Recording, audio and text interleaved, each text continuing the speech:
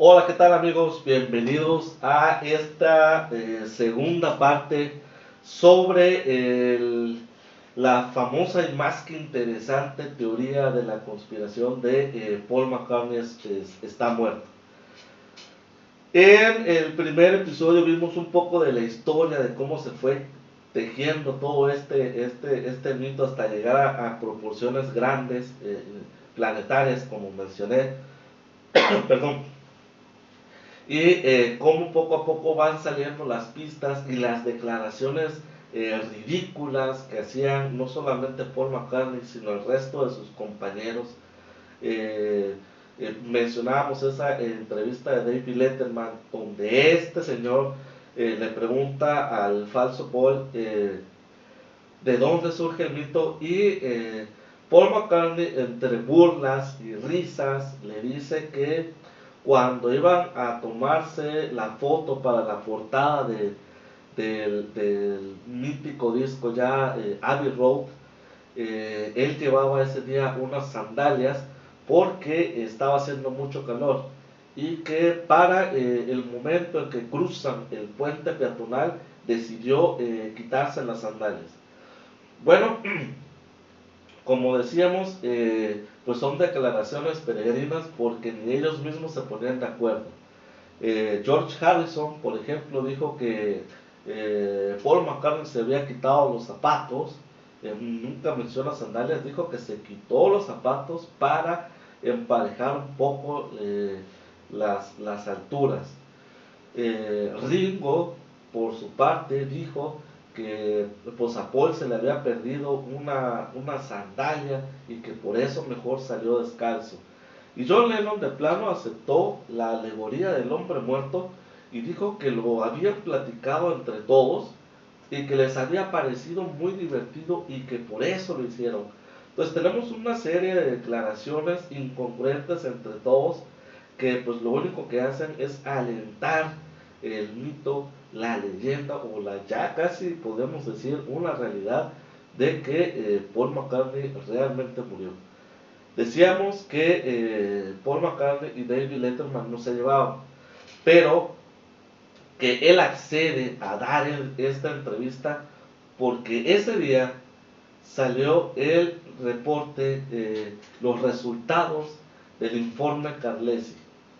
Ok, ¿de qué trata este reporte? Bueno, antes que nada tengo que decirles que Gabriela Carlesi y Francesco Cavacelli es una pareja de italianos muy reconocidas allá en su país porque ellos a través de sus análisis, ella por ejemplo es forense anatomatóloga y él es un experto en tratamiento de imágenes.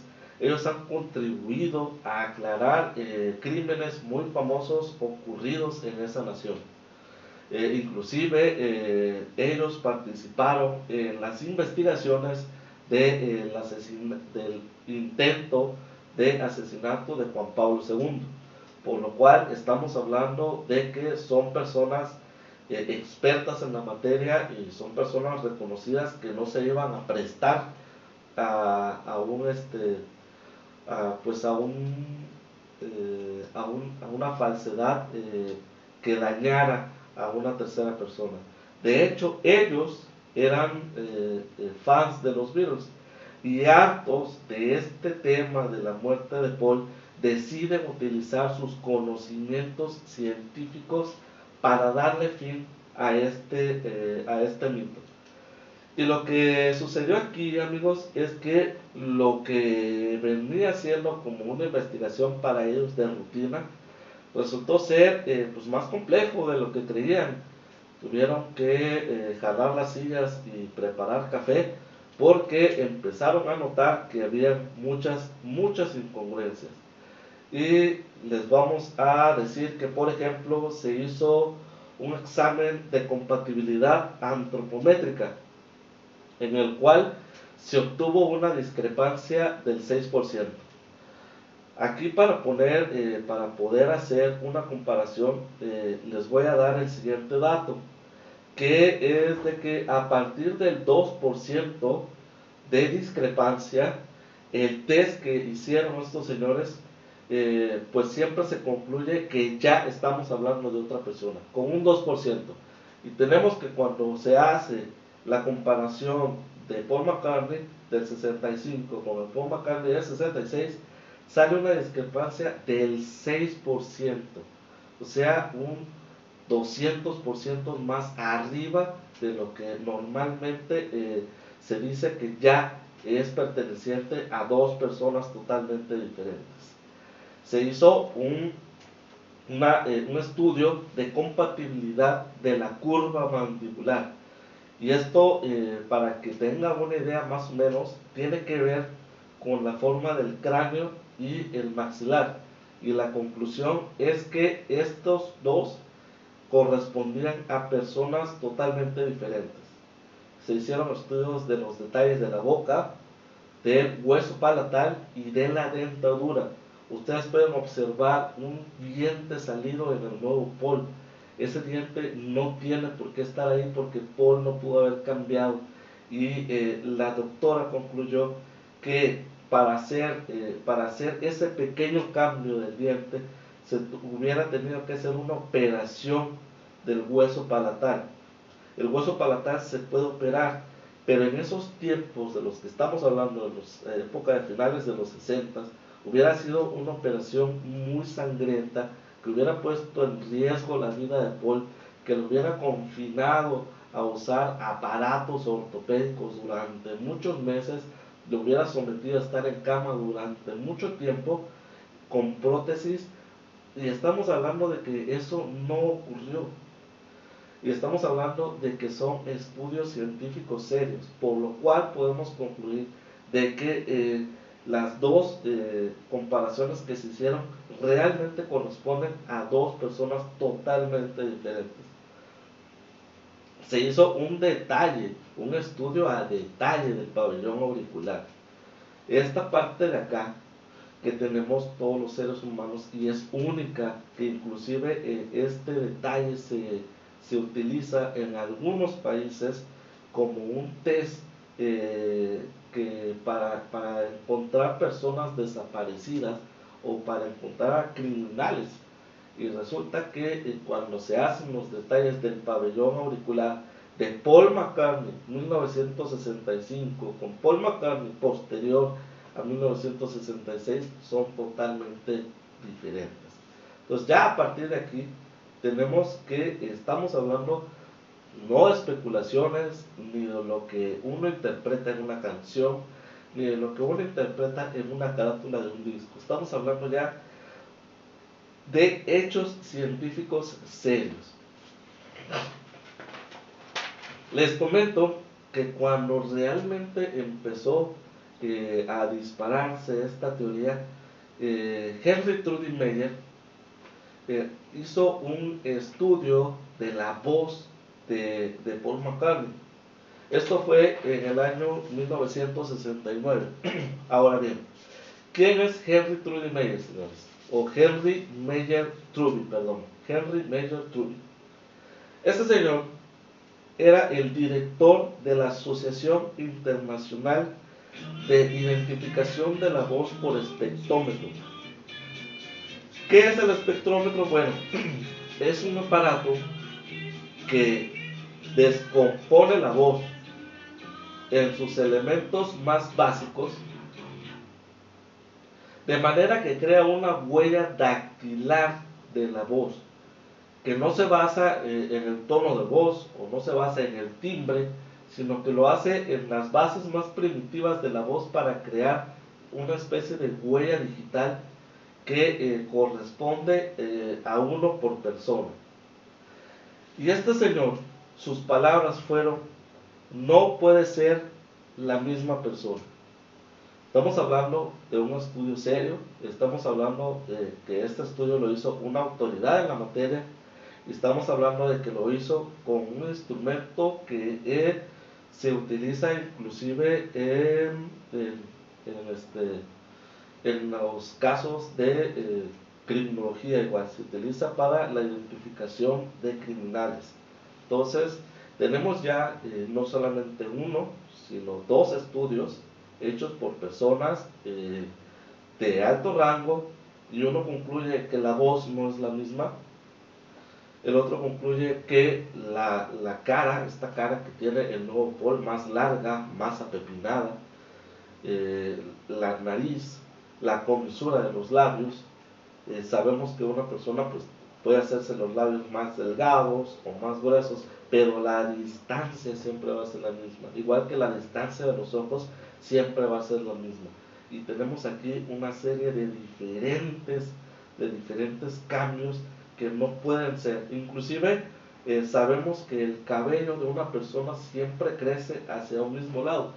Y si ustedes observan las fotografías de Paul McCartney de 1965 y Paul McCartney de 1966, el cabello inclusive crece hacia el lado opuesto. Entonces estamos hablando de diferencias físicas muy marcadas, que no se deben a un envejecimiento, que no se deben a una cirugía. Estamos hablando de diferencias que son únicas en cada ser humano. Por si esto fuera poco,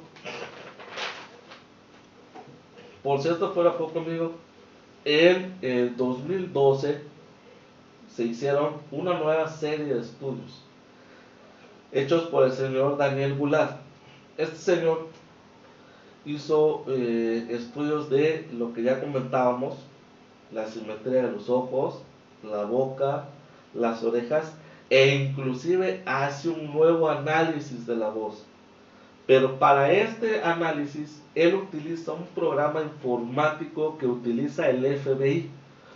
Este programa lo que hace es una muestra de la lengua en tercera dimensión, que lo que hace básicamente es analizar los movimientos de la lengua cuando la persona está hablando. Los fonemas, los chasqueos, la forma de pronunciamiento, el acento, ¿sí? Es un programa utilizado por el FBI.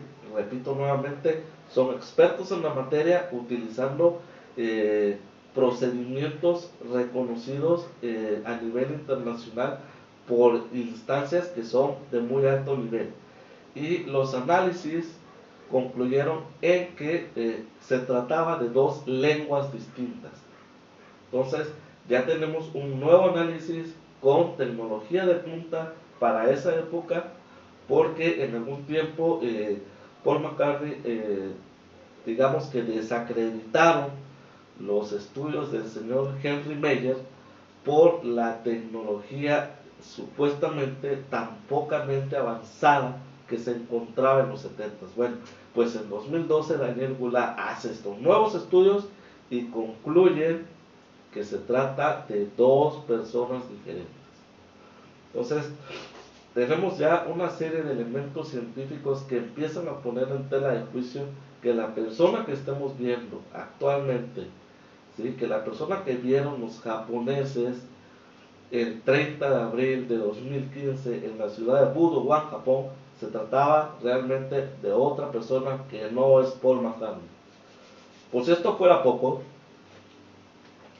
Elena Marchetti, que es una peritografóloga, un año después de los estudios del señor Daniel Goulart, analiza la escritura de Paul McCartney. ¿Qué hace un peritografólogo? Bueno, estos señores básicamente lo que analizan es los movimientos inconscientes o involuntarios de la mano cuando una persona escribe. Son movimientos que uno no se da cuenta precisamente porque se encuentran en el inconsciente, pero es una parte característica de la escritura de cada persona y es la que hace que la letra de cada ser humano sea única. Y esta señora, Elena Marchetti, concluye que la letra ¿sí? Que la letra, que la firma era de una persona diestra escribiendo con la mano izquierda. O sea, tenemos que el verdadero Paul McCartney era zurdo. Y ahora tenemos que esta nueva escritura, analizada por una perito de renombre, grafóloga, ella nos dice que esta firma corresponde a una persona que no es zurda, que es una persona que es diestra, pero que está escribiendo con la mano izquierda. Entonces tenemos que ya son demasiadas cosas. No se parece ni en la estructura craneal, no se parece tampoco en la voz, no se parece tampoco ni siquiera en el cabello, no se parece ni en la escritura. De hecho, les voy a dar un tremendo dato porque agárrense. Se ha concluido que en las pistas de los virus, haciendo estos análisis que ya les he mencionado, se han encontrado 3 tipos diferentes de voces para lo que corresponde a la voz de Paul McCartney. Quiere decir que ni siquiera estamos hablando de una persona que lo suplantó. Estamos hablando de 3 diferentes personas que en su tiempo fueron a grabar como la voz de Paul McCartney. Esto es muy interesante porque nos está revelando que tal vez estamos hablando de una conspiración que va más allá de una persona. Por si esto fuera poco, amigos, aquí entra en juego con este análisis de voces una banda de nombre Clatú, cuya discografía, cuya manera de tocar es muy parecida a la de los Beatles, y que se dice, esto lo estamos investigando más a fondo para traerle la información completa, pero se dice, una teoría dice, que tal vez estas diferentes voces pertenecían al bajista y al vocalista de la banda Clatú. Estas personas fueron las que en su momento habrían grabado con los Beatles el resto de las pistas una vez que Paul McCartney habría fallecido. Tenemos imágenes, tenemos fotografías de los Beatles grabando solo, y inclusive hemos encontrado demos donde el bajo está ausente. Cuando se le ha preguntado a Paul McCartney que qué ha pasado, por qué grababa él diferentes, no ha sabido responder. Él siempre responde con la misma pregunta: hey Paul, ¿por qué tú grababas después? Bueno, es que pues realmente yo grababa después. O sea, eso no es una explicación. Tenemos inclusive por ahí le vamos a mostrar una foto donde un paparazzi le toma esta foto a Paul McCartney en un balcón, y él está tocando la guitarra con la mano derecha. Entonces tenemos que Paul McCartney no era ambidiestro, entonces el señor es un buen imitador, pero al final la esencia de lo que es él realmente sale a flote. Por ejemplo, una de estas cosas de las que yo le hablo es cuando muere el papá de Paul. Paul, cuando se le hacía entrevistas y le preguntaban acerca de su padre, él siempre decía que lo admiraba profundamente y que le sentía un gran amor y un gran respeto por su papá. Pues ahí tenemos que cuando el padre de Paul McCartney muere, este señor, el falso Paul, no es capaz de cancelar un concierto para ir al funeral de su padre. Entonces, son demasiadas cosas que ponen en duda de que estamos ante el verdadero Paul, porque simplemente la personalidad verdadera de este señor en algún momento lo traiciona. Y esas cosas son las que a nosotros nos han dado pautas para empezar a investigar y sacar todas este tipo de conclusiones. En el siguiente episodio, ya para concluir, les voy a mostrar el caso de Tina Hoovers. Este caso está realmente interesante porque habla de la hija no oficial o no reconocida de Paul McCartney. Vamos a un episodio más y denle clic al episodio número 3 porque realmente lo que tengo que decirles del caso de Tina Coolers los va a dejar igual con la sangre helada.